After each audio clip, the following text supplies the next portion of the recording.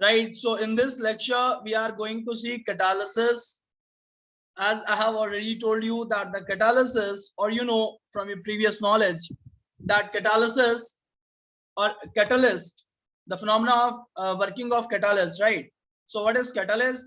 Catalyst is any substance which alters the rate of the reaction, most of the time which increases the rate of the reaction is called catalyst. Okay. Further, we have seen that catalyst can be accompanied with catalytic promoter or catalytic poison, right? So catalytic promoters are those substances which further enhance the activity of the catalyst, while the catalytic poisons are substances which uh, hinders the activity of the catalyst, which stops the catalyst from doing its job. For example, in the Haber's process, the well-known process for the manufacture of ammonia gas, we know that iron, solid iron, works as the catalyst, while molybdenum acts as a catalytic promoter. Yeah. Now further, we have seen that catalysis can be classified into two categories: the homogeneous catalysis and the heterogeneous catalysis. When reactants and the catalyst are in the same phase, please be sure for your definition about the homogeneous catalysis and the heterogeneous catalysis. When reactants, when reactants and the catalyst are in the same phase, same phase means, for example, if your reactant is in gaseous state, your catalyst is also in gaseous state. If your reactant is in liquid state, your catalyst is also in liquid state. If your reactant is in solid state, your catalyst is also in solid state. Means if their physical states, solid, liquid or gas, is same for what? For catalyst as well as for reactant, then we will say that the type of catalysis is the homogeneous catalysis. We can have the examples of sulfur plus SO2 plus O2 gives SO3 in presence of NO, homogeneous catalysis. CH2 CH3 plus H2O in presence of acidic medium like HCl, catalyst gives CH3COOH plus CH2OH, homogeneous catalysis. And this inversion of cane sugar, right, means conversion of sugar into glucose and fructose. Let me use the word sucrose, which is more correct for C12H22O11. Yeah. Now when we move forward, we come across, we have to see the heterogeneous catalysis. As it can be depicted from its name, that heterogeneous catalysis is all about the catalysis in which the reactant and the catalyst are not in the same phase. For example, your oxidation of sulfur dioxide into the sulfur trioxide in presence of platinum catalyst. Okay. And other we can have ammonia, formation of ammonia in the Haber's process. Iron is used as a catalyst, which is not a gas. Oxidation of ammonia, NH3 plus O2 in presence of platinum, which is solid, gives 4NO plus 6H2O. Next is vegetable oil. I have told you vegetable oils are nothing but PUFA, polyunsaturated fatty acids. They are hydrogenated, means their alkene bonds, and double bonds are converted into the single ones in presence of nickel catalyst to form vegetable ghee. What is vegetable ghee? MUFA, monounsaturated fatty acids. So degree of unsaturation is decreased by adding hydrogen gas, and hydrogen gas को add करना उस liquid में was not easy. That's why we have used nickel as a catalyst. So ये क्या example हो गया? This is again the example of the heterogeneous catalysis. Now we have to see the key thing. What is the key fact here? The key fact is beta ke how catalysis is related to the chapter surface chemistry, because what the hell we are doing over here? We are studying surface chemistry. Then what is the use of studying the catalysis here, right? So the fact is, because all these catalysts, most of these catalysts are working as surface agents. Okay, surfactant, surface catalysts, all solid catalysts work as the surface catalyst. So how do they work? What is their mode of function? How what is their means importance? This all we are going to see in the adsorption theory of heterogeneous catalysis. How the heterogeneous catalysis explained on the basis of adsorption. So this theory explains the mechanism of heterogeneous catalysis. The old theory known as adsorption theory of catalysis was that the reactants in the gaseous state or in the solutions are adsorbed on the surface of the solid catalyst. The increase in the concentration of the reactants on the surface increases the rate of reaction. Adsorption being an exothermic process, the heat of adsorption is utilized in enhancing the rate of reaction. Let's see it again. What they are saying कि यहां पर क्या होता था,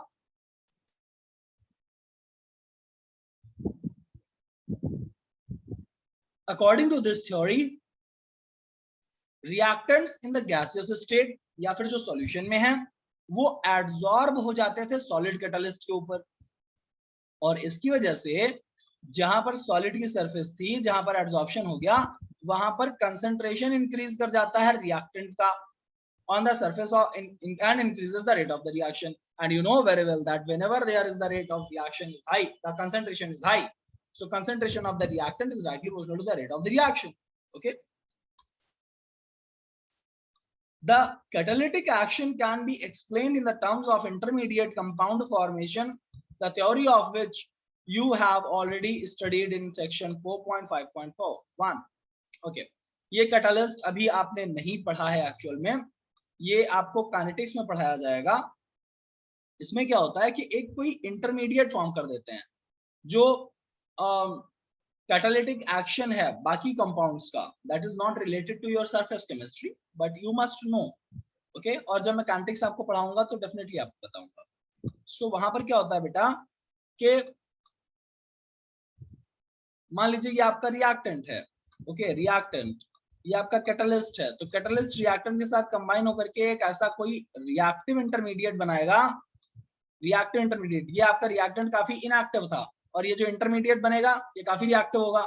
अब ये फटाक से प्रोडक्ट में कन्वर्ट हो जाएगा और आपका कैटलिस्ट दोबारा से अलग हो जाएगा. Right, this is all about this theory. Okay, because here we are focusing on the surface catalyst, so we will just see the adsorption aspect of the heterogeneous catalysis. The modern adsorption theory is the combination of intermediate compound formation theory and old adsorption theory. अब जो modern theory है बेटा वो क्या कहती है, वो पुरानी वाली एडसॉर्प्शन थ्योरी को और इंटरमीडिएट फॉर्मेशन थ्योरी को दोनों को कंबाइन करके बनाई जा रही है. कैसे? इसके अकॉर्डिंग पहला diffusion of reactant on the surface of the catalyst. सबसे पहले तो क्या हुआ, एडसॉर्प्शन हो गया, डिफ्यूजन हो गया सरफेस पे कैटलिस्ट के. Adsorption of reactant molecules on the surface of the, पहले डिफ्यूजन होगा, उसके आसपास आएंगे मॉलिक्यूल, फिर वो एडसॉर्ब हो जाएंगे. Third is occurrence of chemical reaction and the catalyst surface through formation of an intermediate. अब क्या होगा, जब एब्जॉर्प्शन हो चुका है मॉलिक्यूल का, अब वहां पर वो इंटरमीडिएट फॉर्मेशन करेगा. राइट, मतलब ये पुरानी एब्जॉर्प्शन थ्योरी और इंटरमीडिएट थ्योरी दोनों का कॉम्बो है. Okay, desorption of reaction products from the intermediate surface and thereby making the surface available again from the for more reaction to occur. Right, जैसे जैसे रिएक्शन से प्रोडक्ट बनता रहेगा तो ये डिसऑर्प्शन करता रहेगा, उसको हटाता रहेगा, जिससे कि सरफेस कैटलिस्ट और ज्यादा फ्री हो जाए नए मॉलिक्यूल्स को एब्जॉर्ब करने के लिए और रिएक्शन कराने के लिए, रेडी करने के लिए. या the last step is diffusion of the reaction products away from the catalyst. The surface catalyst unlike the inner part of the bulk has free valencies which provide the seat for the chemical forces of attraction. Yeah, when a gas comes in contact with the surface, its molecules are held up there due to loose chemical combinations. कोई भी adsorption जब होता है तो weak bond wall forces की वजह से होता है पहले, that is called physisorption. और वो केमीज ऑप्शन में समय आने पर कन्वर्ट हो सकता है, राइट। जिन बच्चों ने मेरा पहला लेक्चर देखा है वो फिजिक्स ऑप्शन और केमीज ऑप्शन में आसानी से डिफरेंशिएट कर पा रहे होंगे और किस तरीके का बॉन्ड फॉर्मेशन हो रहा है ये भी समझ पा रहे होंगे। डिफरेंट मॉलिक्यूल्स अगर नहीं देखा है तो प्लीज पीछे जाइए, इसके पीछे के वीडियोस में देखिए जाके। If different molecules are adsorbed side by side, they react with each other, resulting in the formation of new molecule. Thus, the formed molecule may evaporate, leaving the surface for fresh reactant molecules. Yeah, this is all about the modern adsorption theory. I wish कि आप लोग इसको 2 से 3 बार revise करके learn कर लें, ठीक है। This theory explains why the catalyst remains unchanged in mass and chemical composition at the end of the reaction. Yes, catalyst का तो यही सबसे important बात है। मतलब अब आपकी definition कैसे बनेगी कि catalyst is something which alters the rate of the reaction without getting consumed in the process of the reaction. वो खुद consume नहीं होगा, okay? थोड़ी देर के लिए involve हो सकता है, consume नहीं होगा। अगर consume हो जाएगा तो reactant हो जाएगा ना।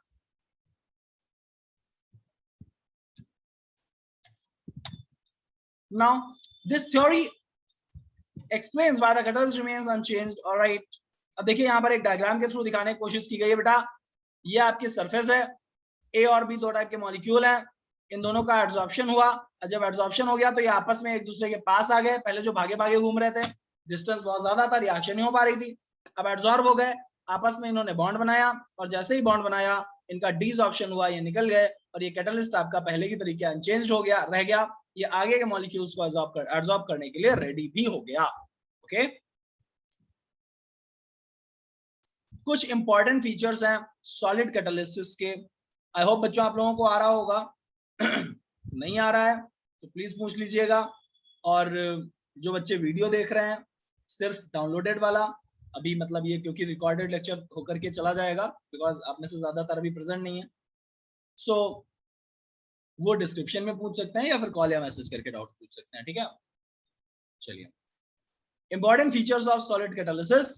देखिए, होल सोल पर्पस क्लास का बेटा ये है कि आपको कॉन्सेप्ट क्लियर हो जाना चाहिए, एनसीईआरटी का टेक्स्ट आपको समझ में आने लगना चाहिए, because I have seen in most of the cases बच्चे एनसीईआरटी बुक वैसे ही खरीदते हैं और वैसे ही जाके बेच आते हैं, right, without disturbing it much. और ये सबसे ज्यादा नुकसानदायक चीज है जो आपके साथ हो सकती है। Important features of solid catalysis की बात कर रहे थे हम। पहला है इसमें activity. The activity of the catalyst, बेटा activity of the catalyst depend upon the, पहली बात, स्ट्रेंथ ऑफ केमीज ऑप्शन। जो एड्सॉर्प्शन हो रहा है वो कितना ज्यादा एक्सोथर्मिक था, जितना ज्यादा एक्सोथर्मिक था उतना ज्यादा मजबूती से एड्सॉर्प्शन हुआ होगा, और कितना ज्यादा हुआ है, right. The reactants must get adsorbed reasonably strongly on the catalyst to become active, है ना। However, they must not get adsorbed so strongly, अच्छा इतना भी strong bond ना बन जाए कि पता चला प्रोडक्ट बनने के बाद भी ना निकले वो बाहर। अगर नहीं निकलेगा तो फिर तो दिक्कत हो जाएगी, या एकदम वो ब्लॉक हो जाए, इमोबिलाइज हो जाए तो भी प्रॉब्लम हो जाएगी, क्योंकि उसको जगह नहीं बचेगी और ज्यादा रिएक्शन करने के लिए। So strongly that they are immobilized and other reactant are left with no space on the catalyst surface, क्योंकि surface catalyst हमेशा limited होते हैं, right? या कोई भी catalyst हो, catalyst हम small amount में ही use करते हैं क्योंकि हमें पता है कि ये involve होगा, product बनाएगा और बाहर आ जाएगा, right? अगर हमें सोचिए ऐसा catalyst use करना पड़ जाए जो पूरा का पूरा block होता चला जा रहा है, then we will have to use large amount of surface catalyst, right? For conversion of just a small amount of reactant into the product, and which is not economically feasible process chemically as well. For adsorption, it has been found that for hydrogenation reaction यानी addition of hydrogen, जो vegetable also vegetable given आ रहे थे आप, the catalytic activity increases from group 5 to group 11 metals. अब उसमें आप group 5 से group 11 तक का कौन कौन सा मेटल यूज कर रहे हैं, वहां पर आपकी कैटालिटिक एक्टिविटी इंक्रीज करती जाएगी। मैक्सिमम एक्टिविटी देखी गई है ग्रुप 7 एंड ग्रुप 9 के मेटल से। ध्यान रखिएगा, ये आपके लिए काफी इंपॉर्टेंट हो जाएगा जब आप डी ब्लॉक और एफ ब्लॉक पढ़ रहे होंगे, राइट? एफ ब्लॉक के तो नहीं है ये, मगर डी ब्लॉक के तो हैं। अंडरस्टूड? तो डी ब्लॉक में ये काफी इंपॉर्टेंट स्टेटमेंट है, प्लीज अंडरलाइन कर लीजिए। पीरियोडिक टेबल आप लोगों ने देखी हुई है, राइट? मेरे ज्यादातर स्टूडेंट्स को लर्न है, I did not to show you कि ग्रुप क्या होते हैं। ओके, यहाँ पर आप देखिए ऑक्सीजन को, हाइड्रोजन को कंबशन ही कर रहे हैं जस्ट वाटर बनाने के प्रोसेस में, प्लैटिनम कैटलिस्ट के प्रेजेंस में।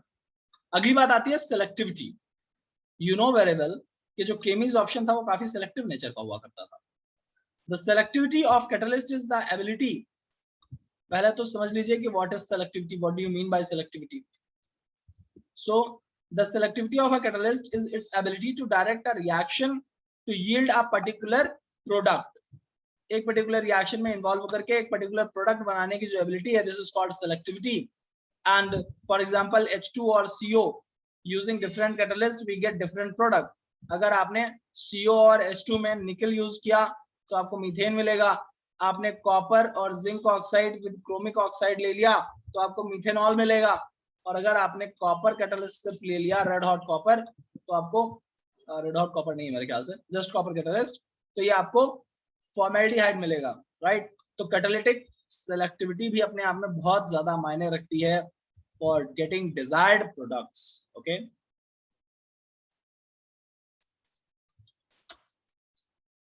प्लीज सेलेक्टिविटी वाला पॉइंट ध्यान रखिएगा इसी एग्जांपल के साथ, ठीक है?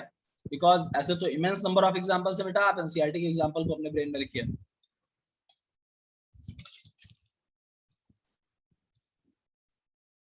Thus, it can be inferred that the action of catalyst is highly selective in nature.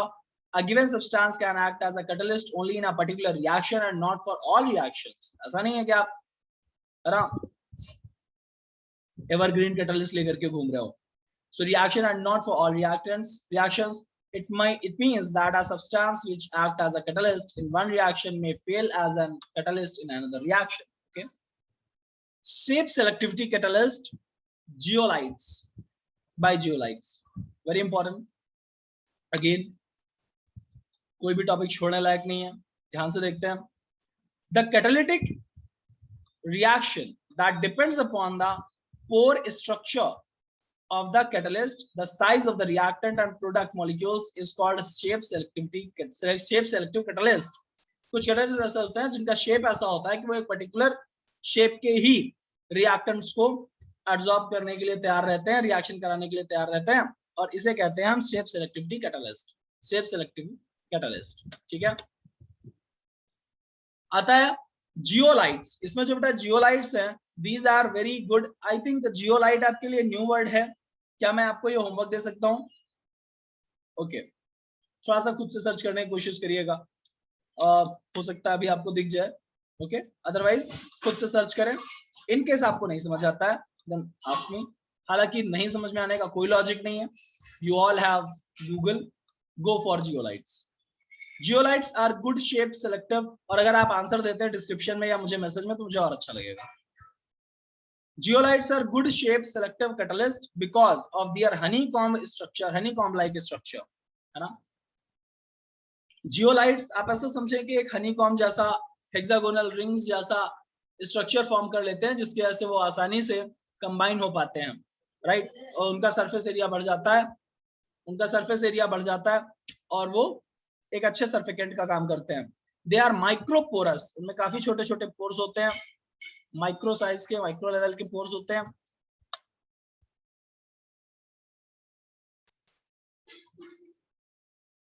Aluminium silicate, they are microporous aluminum silicates with 3-dimensional network of silicates in which some silicon atoms are replaced by aluminum atoms giving aluminum oxygen silicon framework। बात समझ में आ रही है? ये alumino silicates होते हैं जो कि 3-dimensional नेटवर्क में अपने सिलिका की लैटिस होती है, और some silicon atoms are replaced by aluminum, कहीं कहीं पर एल्यूमिनियम आ जाता है। अच्छा, आप समझो, अगर आप लोगों ने सॉलिड स्टेट में हमसे पढ़ा है ठीक से, तो सिलिकॉन की 4 वैलेंसी होती है और जब आप एल्यूमिनियम से रिप्लेस करते हो तो एक तरीके का ये पी टाइप का सेमीकंडक्टर वाली सिचुएशन फॉर्म हो जाएगी, तो कुछ वैलेंस वैकेंसी फ्री बचेगी। हालांकि ऑक्सीजन को ट्रैप करने के लिए वो जो स्ट्रक्चर आएगा इसका कंडक्टिविटी से लेना देना नहीं, यहाँ पर हम कंडक्टिविटी स्टडी नहीं कर रहे हैं, ठीक है। ये एक सरफेस कैटलिस्ट की तरह भी काम कर सकता है। The reaction taking place in zeolites depend upon the size and shape of the reactant. हाँ, ये बात बहुत ध्यान रखने वाली होगी कि size and shape of reactant क्या है और प्रोडक्ट क्या है, as well as upon the pores and cavities of the zeolite। जो जियोलाइट में जगह बनी हुई है, कैविटी बनी हुई है, राइट, खाली जगह है, अगर उसमें आपका मॉलिक्यूल फिट हो रहा है तो रिएक्शन होगी अन्यथा नहीं होगी। Please take care of this thing, ठीक है। और अच्छा रिएक्शन तब आप प्रेफर करेंगे जब रिएक्टेंट का साइज वहां पर फिक्स होने के लिए अच्छा हो और प्रोडक्ट उसके लिए फिट ना हो, राइट, तभी तो वो बार बार फ्री हो पाएगा। अदरवाइज पीछे आपने देखा कि अगर एब्जॉर्प्शन हो जाता है फॉर लॉन्ग टर्म तो फिर ये फर्दर प्रॉब्लम है। They are found in the nature as well as synthesized for catalytic selectivity. Zeolites are being very widely used as catalyst in petrochemical industries. For cracking of hydrocarbons. Cracking of hydrocarbons means breaking down into the smaller molecules, and for isomerization. An important zeolite used in the petroleum industry is JSM5. Please learn this name. और search आप जो भी extra करना चाहते हैं please करिए इस matter में, मैं चाहता हूं आपको काफी इससे बेसिक आगे का नॉलेज मिलेगा। It converts alcohol directly into gasoline. Alcohol से पेट्रोल बनाने के लिए आप कौन सा कैटलिस्ट यूज कर रहे हैं? JSM5 जियोलाइट है। By dehydrating them to give mixture of hydrocarbons, ठीक है। आगे चलते हैं बेटा, enzyme catalysis very important once again, and या बायोलॉजी स्टूडेंट्स को काफी आसान लगेगा ये। मैं सिंपल बता दूं, एंजाइम कैटालिसिस जितनी एंजाइम्स क्या है बेटा, आपकी बॉडी में होने वाली जो बायोकेमिकल रिएक्शंस हैं वो सारी की सारी एंजाइम्स की प्रेजेंस में हो रही हैं, राइट। और बायोकेमिकल रिएक्शंस को हम बायोकेमिकल कैटालिसिस कह सकते हैं या एंजाइम कैटालिसिस कह सकते हैं। अब यहाँ पर प्रोसेस शुरू होता है, for example we are having inversion of cane sugar. आप देखिए केन शुगर इन्वर्टेज एंजाइम के प्रेजेंस में ग्लूकोज और फ्रक्टोज में कन्वर्ट हो जाता है। इसको हम इन्वर्जन ऑफ केन शुगर क्यों कहते हैं, इन्वर्जन क्यों कहते हैं, राइट। इसका आंसर ऑप्टिकल एक्टिविटी से निकलेगा।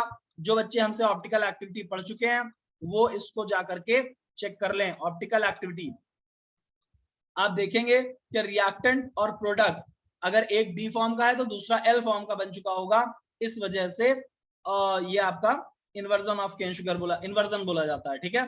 बाकी डिटेल्ड एक्सप्लेनेशन है इसका ऑर्गेनिक पढ़ाते समय देंगे आपको, ओके। जिन्होंने 11th में ऑप्टिकल एक्टिविटी हमसे ठीक से पढ़ी है वो इसको जरूर देख लें। Conversion of glucose into ethyl alcohol, glucose से इथाइल अल्कोहल जाइमेज एंजाइम की प्रेजेंस में बनाते हैं, राइट। और ये इन्वर्टेज, जाइमेज, ये सारे बेटा एंजाइम्स हैं। एंजाइम्स की एक्टिविटी शेप सेलेक्टिव होते हैं, केमिकली सेलेक्टिव भी होते हैं, ठीक है।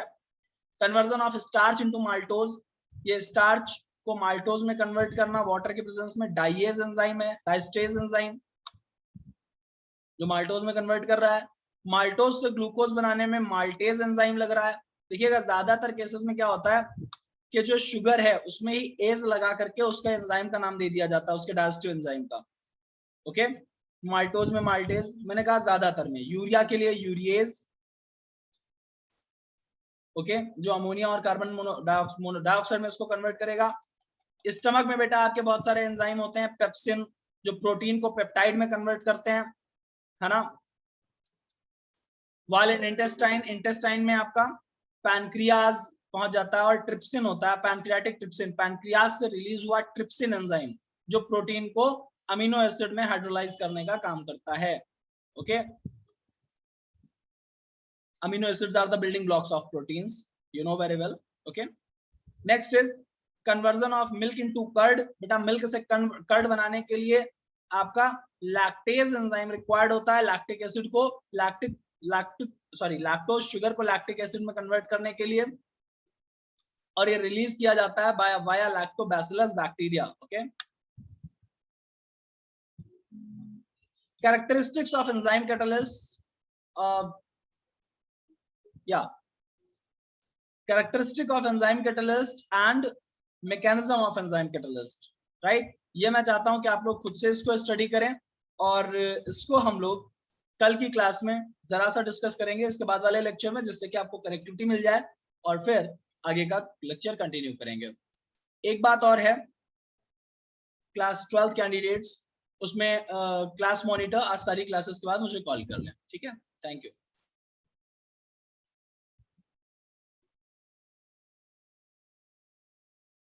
बिकॉज थर्सडे का क्लास जो क्लैश हो रहा है